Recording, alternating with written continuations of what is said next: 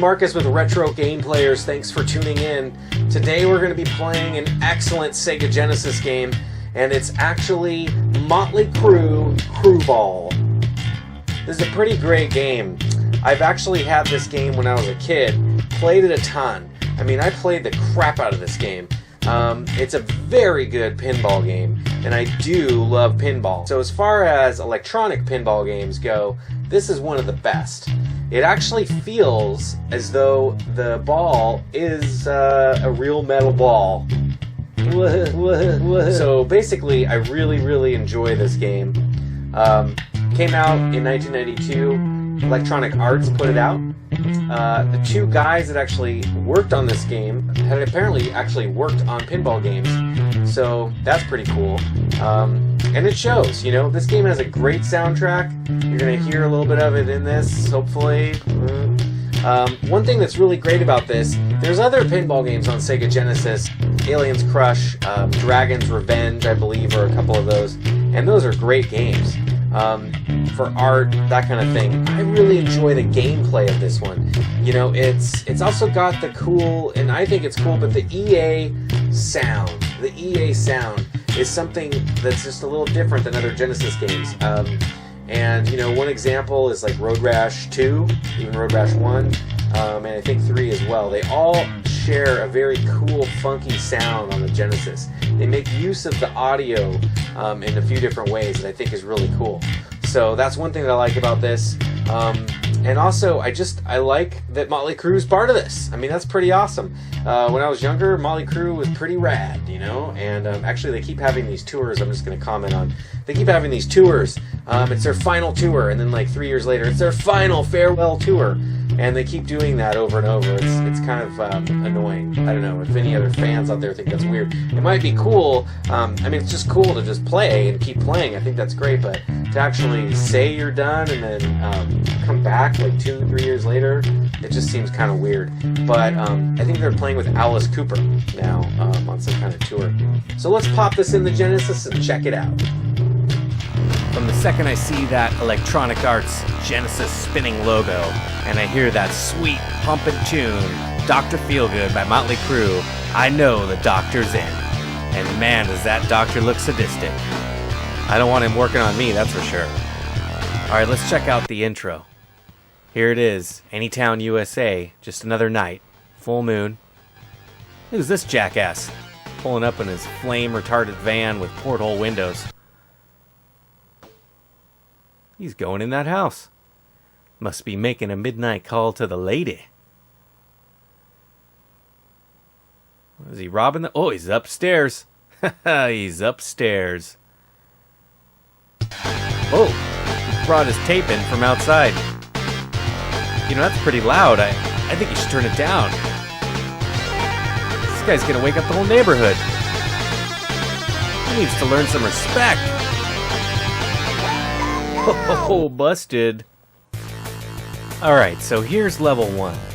My ball is in the ball launch area over there on the right, and the whole point here is to hold down the A button, and your numbers there and those 3 little LEDs will increase with power. So what you want to do is try and get around 450 to 480 to score the 50,000 points, which I failed miserably right there, but that's kind of what you want to do.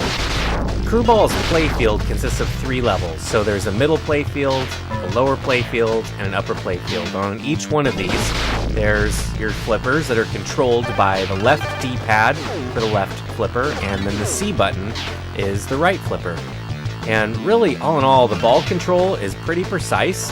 You know, I've played a lot of different pinball games on different platforms, including Sega Genesis, TurboGrafx 16, Nintendo, Virtual Boy, that's a good one, iPad. All of those are great in their own way, but I don't know, there's something about them that always makes me feel like I'm playing a video game, and that's kind of cool. And I'm not saying that this game is perfect in that sense, but I really enjoy the physics of this game, and it feels satisfying when you actually hit things. Like, this is the boss that you need to take out to get to level 2, and I don't know, it's just very addicting the way this is laid out. And I think that it probably helps that the game was designed by a couple pinball designers.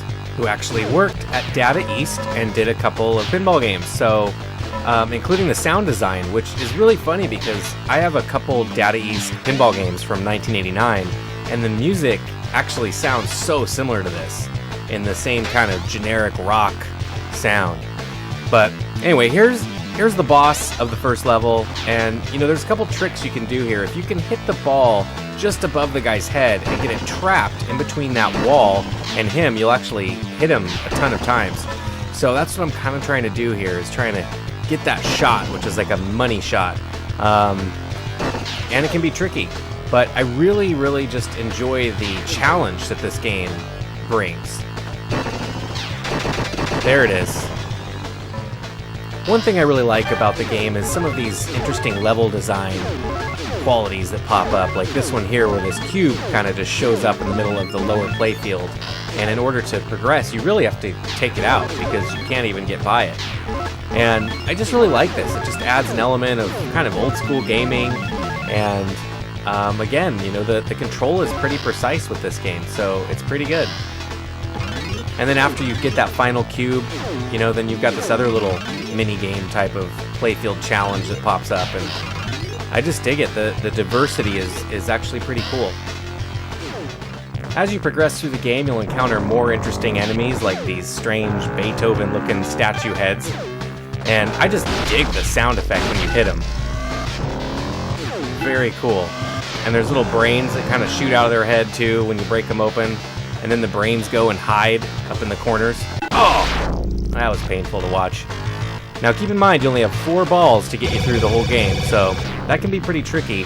Fortunately, there is a level select code available online that's not too hard to do, and that's something that I think you'll want to try, but before you do that, give it a shot, see how far you can get. You can get extra balls awarded throughout the game, which is very useful, but it still can be pretty challenging.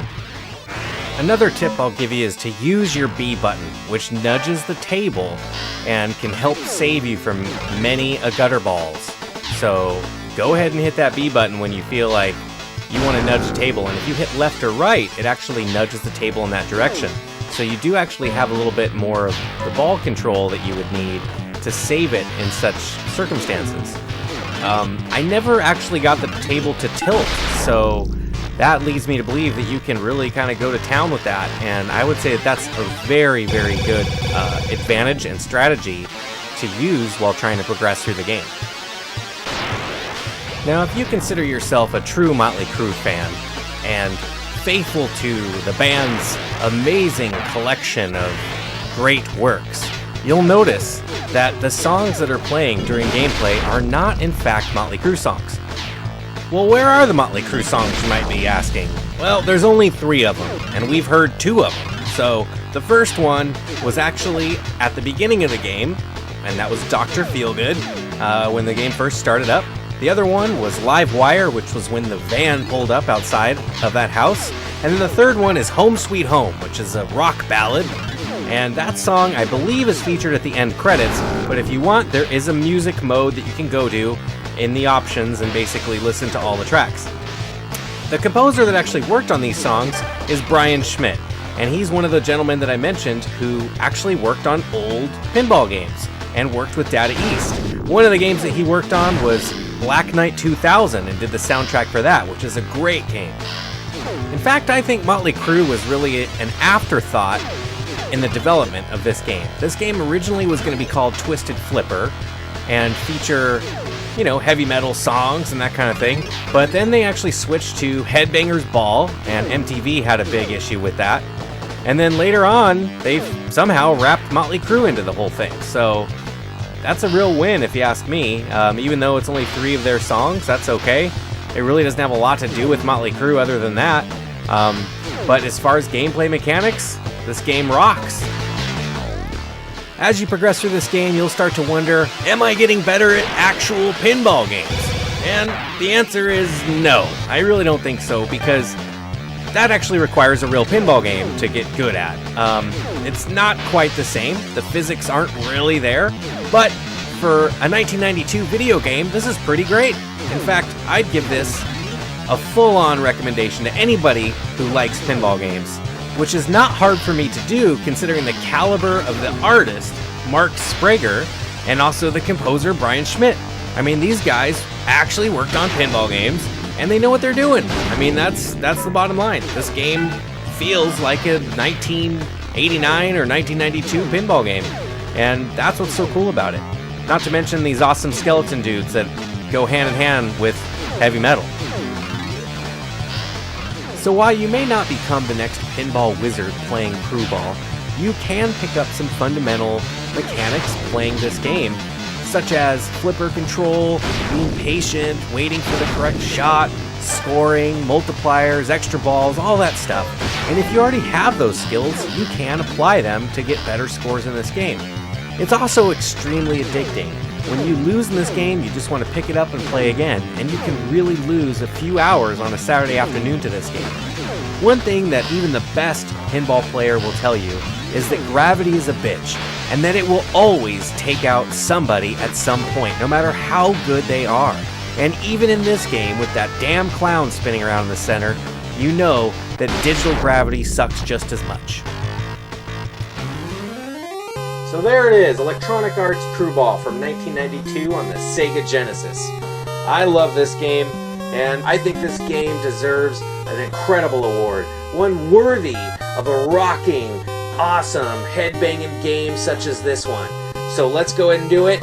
What do you think? It's going to be the giant bird-eating tarantula. The giant bird-eating tarantula consumes more raw meat than any other. So watch out. This thing might just attack your face and eat your nose off. That sucks. Don't let that happen. To avoid letting that happen, play the game. Play Crue Ball. Play Motley Crue's Crue Ball on Sega Genesis. Until next time, thanks for tuning in, and please keep it retro, okay? We'll forget you something. Stretch out with your feelings.